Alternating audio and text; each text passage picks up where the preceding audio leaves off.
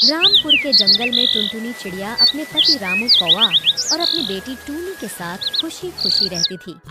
रामू कौवा जंगल से लकड़ी काटकर शहर में बेचा करता था। एक बार जब रामू कौवा लकड़ी काटने जा रहा था, तब टुनटुनी कहती है, अजी सुनते हो, आज से लकड़ी काटने का काम छोड़कर कुछ और काम शुरू कर लो। सुना है जंगल में खतरा बढ़ गया है, अगर आपको कुछ हो गया तो हम तो जीते जी मर जाएंगे। तुम तो बेकार ही डर रही हो, मुझे कुछ नहीं होगा। मैं तो बचपन से ही जंगल से लकड़ियाँ काट कर बेच रहा हूँ, अब तू मुझे जाने दे।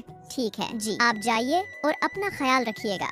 रामू कौवा वहाँ से चला जाता है। रास्ते में उसे बिल्लू उल्लू मिलता है और कहता है, अरे रामू, जरा ध्यान से जंगल में लकड़ी काटना। जंगल में एक खूंखार शेर घूम रहा है, वो कई जानवरों को अपना शिकार बना चुका है। ठीक है बिल्लू भाई, मैं ध्यान रखूंगा।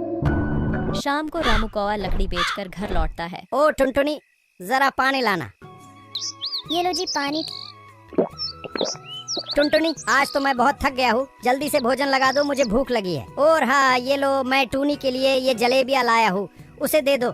उसे जलेबियाँ बहुत पसंद है, वो बहुत खुश हो जाएगी। टुनटुनी टूनी को जलेबियाँ देती है तो टूनी बहुत खुश हो जाती है। अगले दिन करवा चौथ का दिन होता है।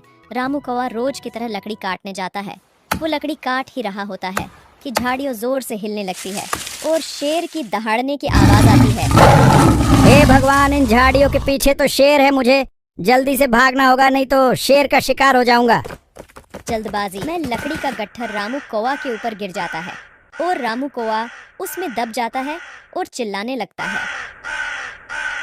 कुछ देर बाद रात हो जाती है। रामू कौवा घर नहीं लौटता है तो टुनटुनी चिड़िया रोने लगती है भगवान, टूनी के बापू अभी तक नहीं लौटे, कहीं उन्हें शेर ने अपना शिकार तो नहीं बना लिया।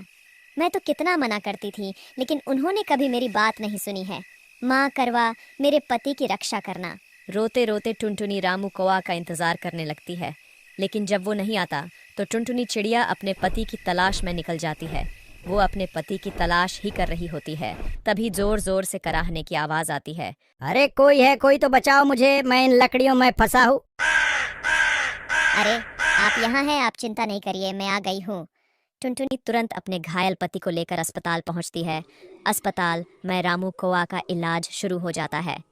करवा माँ, अगर मैंने सच्चे दिल से आपकी पूजा की है और व्रत किया है तो मेरे पति को बचा लीजिए। मैं उन्हीं के हाथों से पानी पीकर अपना व्रत तोड़ूंगी, नहीं तो अपने प्राण त्याग दूंगी। टुनटुनी रो रो कर करवा माँ से अपने पति की सलामती के लिए भीख मांगने लगी। तभी अस्पताल में रामू कौवा को होश आ जाता है और बिल्कुल ठीक हो जाता है, जैसे कोई चमत्कार हुआ हो।